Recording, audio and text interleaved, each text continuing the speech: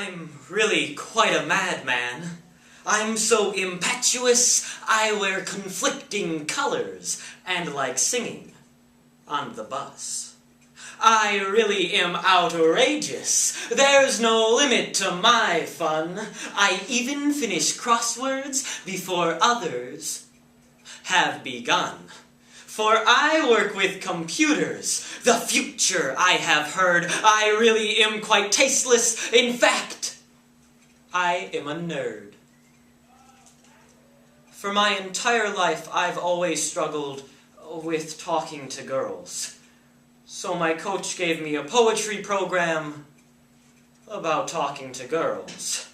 Around the world, it has to be said that boys are puzzled by the strange creatures that are women, with their pristine looks, her long flowing hair, and the way she smiles. Sorry, as a nerd without a cause, it's time to find some common ground.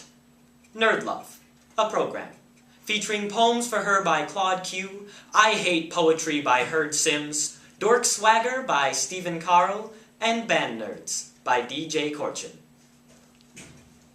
How to get a nerdy girl to fall in love with you, in 3 steps. Step 1. Be reading a book when she passes your seat. If she stops for a moment, say, with quiet excitement, "You really would love this book." I see you all the time, but my nerves keep me from ever saying anything. I wait for the one opportunity where we will cross paths. I have to say hello. I won't completely pour my heart out, but a simple hello is enough to get the ball rolling. And then maybe, just maybe, if we're both lucky, we'll experience the greatest love we've ever known. I just want someone to love. I'll be King Dork and Heart 2. Be my favorite superhero? Let's blot out the stars. I just want that. Every chunk of nerdy corn that falls from her lips will be made into cornflakes in her ears. That kind of love, where I gain superpowers, jumping over the stars into heaven. That kind of love that gets into quantum theory as I walk into her pupil just so that I could always be on her mind. But can I be this out of touch with the female population? Am I the only one? I'm pretty good with math. 1 + 1 = 2. That's me, plus you. And though we are 93 million miles from the sun, and there are 2,400 nanometers between us, that's close enough to know that you're the one. We are the bubbling combination of baking soda and vinegar, or an explosion like C7H5N306. TNT for my non-nerds. I want to slowly feed you chocolate-covered strawberries as we work on making a car that flies.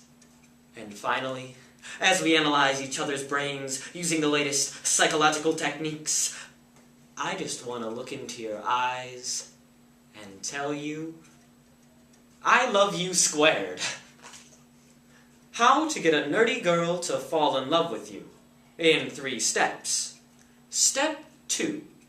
Apologizing beforehand for wasting her time. Proceed to read to her in a deep, gentle voice. A page or 2 from chapter 1. The piece starts off and I'm supposed to be very reluctant and withdrawn and kept to myself, and I'm kind of embracing the fact that I'm a nerdy, awkward boy, and I've kind of put myself in the position where I can't grow out of this. But as the piece progresses, I kind of realize, hey, maybe I can talk to girls, maybe I can socialize with people, I can use my differences to kind of let myself fit in. And so the piece kind of watches me get more comfortable with who I am and the people around me as well.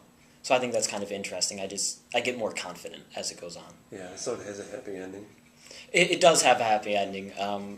Not to spoil it, but I get the girl, and we're all happy together, and we talk about Star Wars, and we have little conversations. So Well, there's quite a few authors, and they're all kind of put together, and as you saw, some of them, there's I Hate Poetry by Herd Sims, and Herd Sims' book is very much about, oh, I don't like this poetry, I don't like expressing myself through this written language, and then the nerd kind of gets to, maybe I can do that, and then there's band nerds, where it's kind of expecting, I'm just some sort of band nerd, and it's teaching the kid, oh, I can expand from being just some little kid who plays in band. So the different authors kind of come together, and the reason why the different authors were selected was because I'm a bit of a band nerd, and I am a bit of a technology geek, and my coach kind of saw this in me and said, well, you fit the part pretty well, so I guess we'll have a poetry that works with who you are.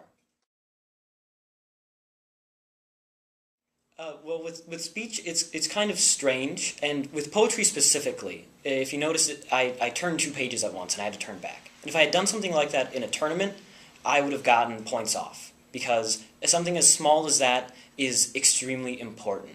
And you have to wear these very nice suits, and you have to look very nice, and you have to present yourself very well. And so if you make just the smallest mistake, it's noticeable. So for a poetry reading, it's every single word has to have a specific meaning.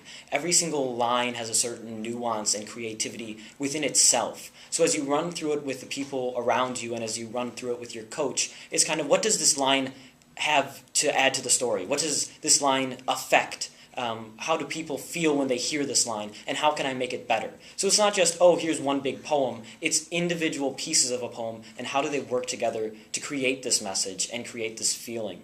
And for every event in speech, whether you're writing it yourself, whether your coach has written it for you, whether you're thinking of it in the 2 minutes that they give you to prep, it's how does this speech affect other people, and what can I do to have a greater effect on other people? So each part has to be kind of analyzed and put together very specifically. Well, my favorite moment was probably last year, and it was at the sectionals tournament, in which we had a lot of really good kids competing from Richards, and myself and my older brother both ended up making it downstate in our events, and our families were all there to kind of support us, and it was this, everyone who I had competed against that day, and everyone who my brother had competed against, we had known them for all these times, and we had worked so hard to not only be friends with these people that we worked with and competed against, but just to get to know them and to really feel like we're part of a community. And so fighting tooth and nail to kind of go downstate was an amazing experience, and everything that went into it, like when my brother's name got called and when my name got called, we couldn't stop hugging each other and laughing and crying, because it was just an overwhelming amount of joy of how much work we had put into it.